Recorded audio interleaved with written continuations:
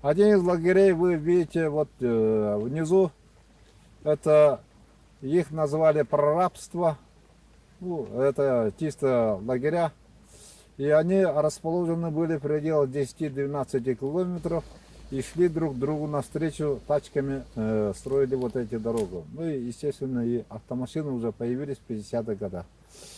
Вот это лагерь, он более-менее сохраненный. Как видите, он даже ограда, заборы сохранились. И что удивительно, здесь достаточно много инженеров работало, как среди заключенных, так и инженерно-технического состава. Вот смотрите, в 1950 году построенное здание до сих пор уже сохранилось. Но они уже мореные. Если обухом топора ударить, такой звон стоит, что его уже даже бензопила, наверное, не возьмет.